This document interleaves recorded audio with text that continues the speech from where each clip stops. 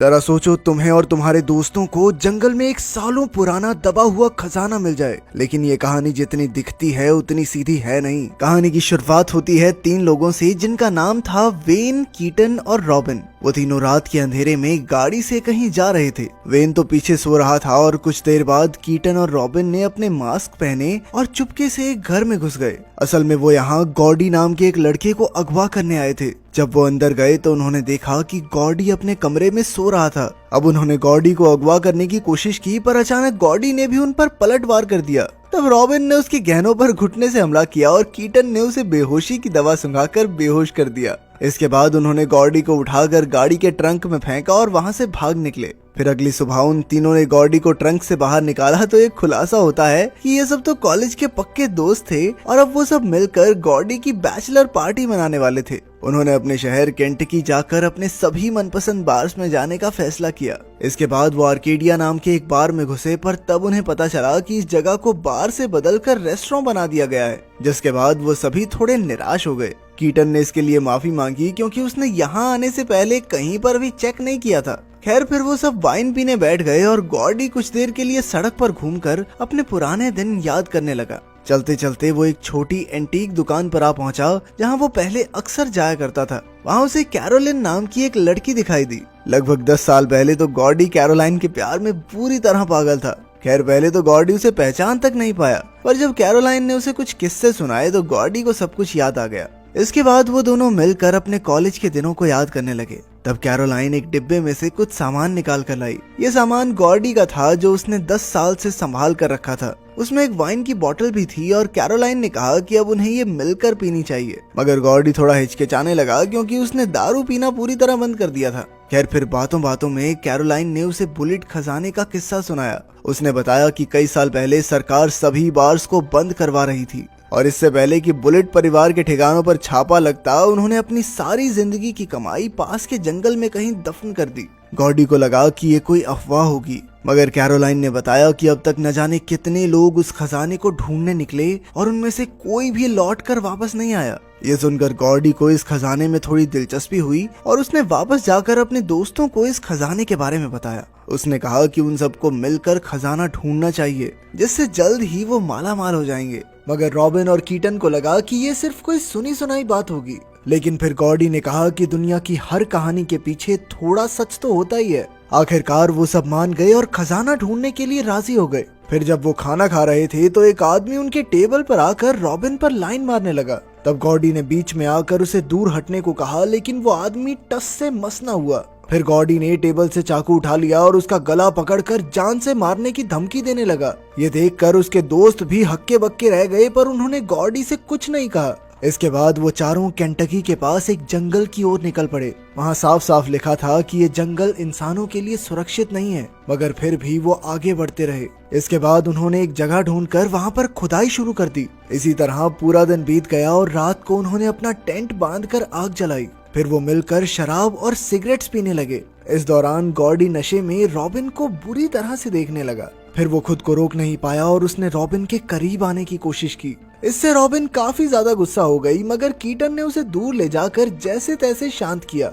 इसके बाद अगले कुछ दिन तक वो लगातार खुदाई करते और फिर रात को आग के पास बैठकर शराब पीते, गाने गाते और मजे मारते। एक दिन उन चारों में गाना बजाना चल रहा था कि एक बूढ़ा आदमी और उसकी पत्नी उनके पास आ गए। उन्होंने अपना नाम मिस्टर और मिसेस हिचिंस बताया और उन सबको अपने घर पर खाने के लिए न्योता दिया। कुछ देर बाद जब वो सब मिस्टर हिचिंस के घर पहुंचे तो सबसे पहले गॉडी की नजर एक पुरानी राइफल पर पड़ी। गॉडी उसे उठाकर उसकी जांच करने लगा और उसके बंदूक पकड़ने के तरीके को देखते ही मिस्टर हिचिंस ने अंदाजा लगाया कि शायद वो भी पहले फौज में रहा होगा। तब गॉडी ने उन्हें बताया कि उसे वियतनाम युद्ध में भेजा गया था, मगर उसे एक भी गोली चलाने का मौका नहीं मिला क्योंकि वहां पहुंचने के अगले ही दिन उनके बैरक पर हमला हो गया और फिर जख्मी होने की वजह से उसे एक ही हफ्ते में घर वापस भेज दिया गया। ये सुनकर मिस्टर हिचंस ने बताया कि वो भी काफी समय तक फौज में रहा है। इस दौरान कीटन वॉशरूम चला गया और अचानक उसकी नजर दीवार पर लटकी प्लेट पर पड़ी जिस पर लिखा था बुलेट। ये देखकर वो हक्का बक्का रह गया और चुपके से मिस्टर हिचंस के बेडरूम में घुस गया।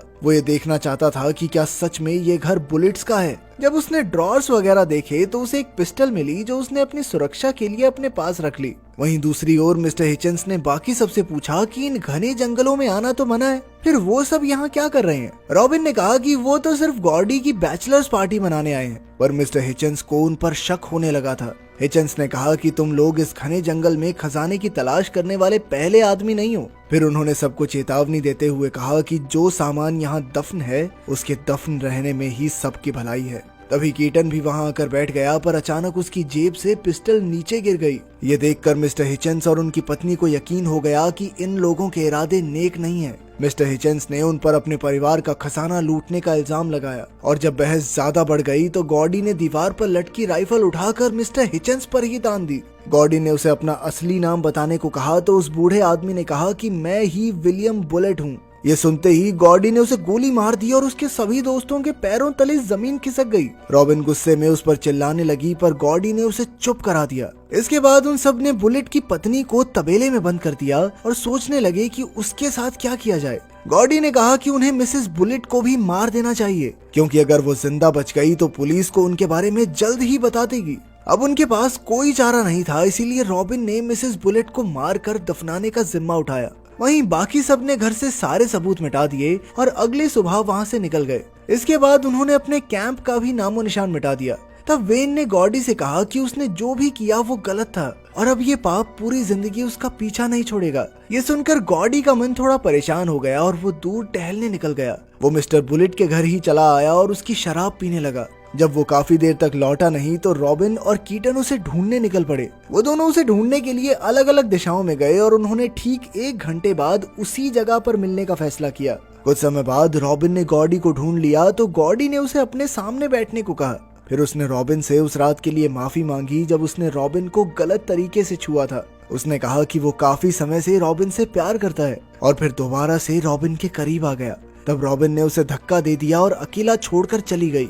वहीं दूसरी ओर कीटन एक अलग जगह पर पहुंचा जहां ये खुलासा होता है कि उसने तो पहले ही खजाना ढूंढ निकाला था, लेकिन ये बात उसने अपने दोस्तों से छिपा कर रखी थी। अब उसने सारा पैसा अपने बैग में भर लिया और वापस उसी जगह की ओर चल पड़ा जहां उसे रॉबिन मिलने वाली थी। आखिरकार वो रॉबिन के साथ गाड़ी तक पहुंचा और गॉडी भी वहां आ चुका था। निकलने से पहले गॉडी की नजर कीटन के बैग से निकल रहे नोटों पर पड़ी। उसने तुरंत पिस्टल निकालकर कीटन को सब सच बताने को कहा। तभी अचानक रॉबिन ने गॉडी की आंखों में मिर्ची झोंक दी और वहां से भाग निकली। गॉडी ने दर्द के बावजूद भी चारों ओर गोलियां चला दी, जिनमें से एक कीटन के पैर में जा लगी, मगर फिर भी कीटन जैसे तैसे अपनी जान बचाकर भागने लगा। इसके बाद गॉडी पिस्टल को गाड़ी में छोड़कर कीटन को ढूंढने चल दिया। वेन भी उसके पीछे पीछे ही चल रहा था। वहीं रॉबिन ने गाड़ी से पिस्टल चुरा ली और गॉडी का पीछा करने लगी। अब वो गोली चलाने ही वाली थी कि अचानक कीटन ने उसे रोक दिया। कीटन के जख्म से बहुत ज्यादा खून बह रहा था, इसलिए रॉबिन उसे पिस्टल देकर मदद ढूंढने के लिए निकली।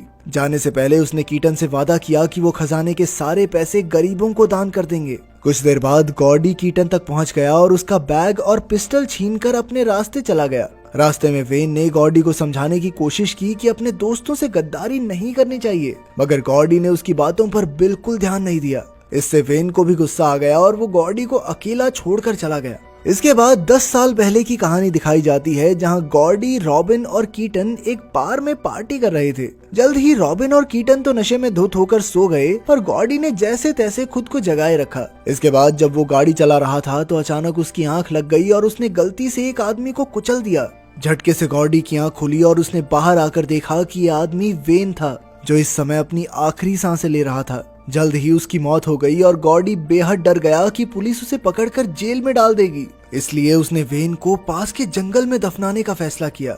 जब वो इस काम को अंजाम दे रहा था तो कीटन और रॉबिन की आंख खुल गई और उन्होंने ये सब अपनी आंखों से देखा, मगर फिर उन तीनों ने कसम खाई कि वो इस रात के बारे में कभी किसी को कुछ नहीं बताएंगे। लेकिन उस दिन से ही गॉडी के पछतावे के कारण उसे वेन की आत्मा दिखाई देने लगी। यानी अब तक वेन इनके साथ तो था ही नहीं, वो तो बस गॉडी के दिमाग में था। वहीं दूसरी ओर रॉबिन जंगल में मदद ढूंढते हुए अचानक कांटेदार झाड़ियों में फंस गई। तभी गॉडी उस तक पहुंच गया और उसने रॉबिन को गोली मारने की कोशिश की, मगर पिस्टल में गोलियां खत्म हो चुकी थी। असल में जब गॉडी ने कीटन से पिस्टल छीनी तो कीटन ने पहले ही उसमें से सारी गोलियां निकाल ली थी। फिर कुछ ही पलों में किसी ने गॉडी को पीछे से गोली मार दी। ये कोई और नहीं बल्कि मिसेस बुलेट थी। असल में पिछली रात रॉबिन ने उन्हें मारा नहीं बल्कि सिर्फ मारने का नाटक किया था। उसके इस एहसान को मानते हुए मिसेस बुलेट ने उसे जिंदा छोड़ दिया। फिर कुछ समय बाद रॉबिन जैसे तैसे कांटों से बाहर निकली और आर्केडिया बार की ओर निकल